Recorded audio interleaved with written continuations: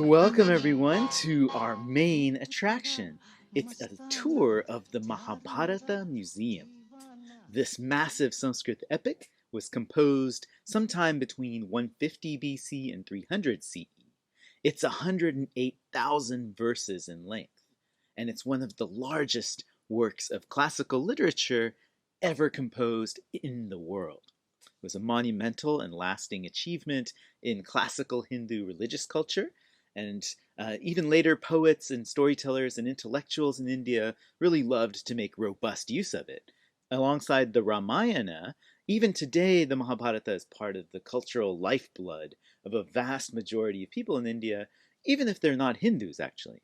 Everyone, no matter your religion or background, kind of knows and cherishes the two epics in India, and they've spread far and wide outside of the subcontinent as well, especially into Southeast Asia and countries like Thailand, Burma, or Indonesia. So in these next few sessions, what we'll be doing is to imagine the Mahabharata as being a kind of museum of stories, like a massive building that houses what the bards considered the important cultural artifacts of early Indian society, the old myths and legends that they had inherited from their ancient past. So in these opening segments, what we'll do is to go over some basic facts about it before I let you free to walk its halls. The main plot of the epic is going to be our featured attraction.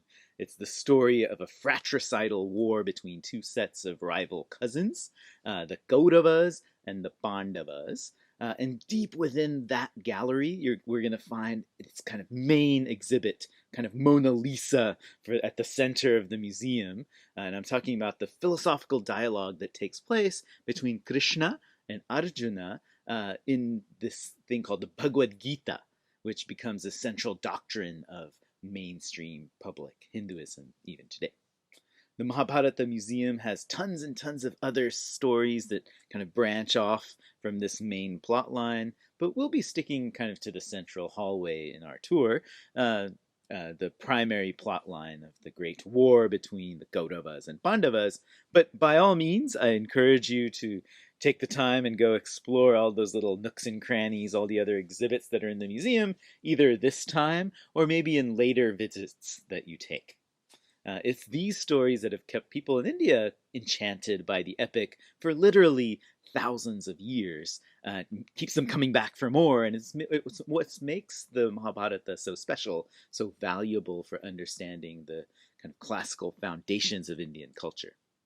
So, sounds good? Then great. Let's get started with some basic information about the Mahabharata. That's what our introductory segments are going to be providing. In segment 1, we'll go over some of the basic facts about the two Sanskrit epics.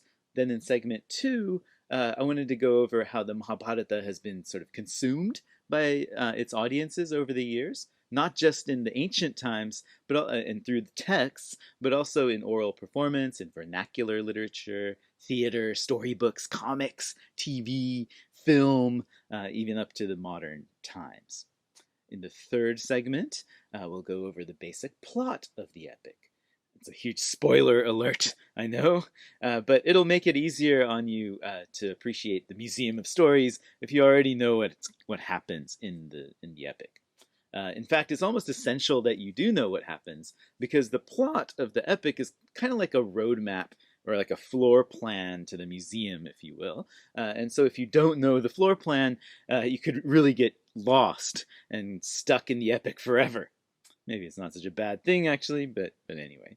In the fourth segment, we'll take a broad look at some of the main characters in the epic so that you don't lose track of who they are and what they're doing when you read the story itself.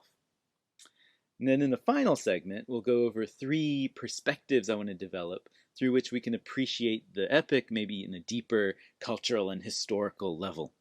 First, I'll give you a kind of overview about how the different books of the epic fit into a grand yuga theory of cosmic time. We talked about that last time. Then we'll talk about how the whole epic is actually framed within a double frame at the very outside level of the story. In other words, we'll be looking at the kind of architecture or architectonics, as they like to call it, of that whole epic.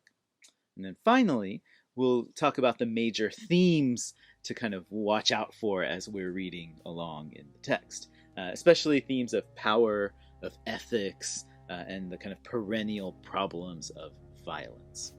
So stick around. I think we're in for a treat. It'll be my pleasure to kind of take you through this tour of the Mahabharata Museum.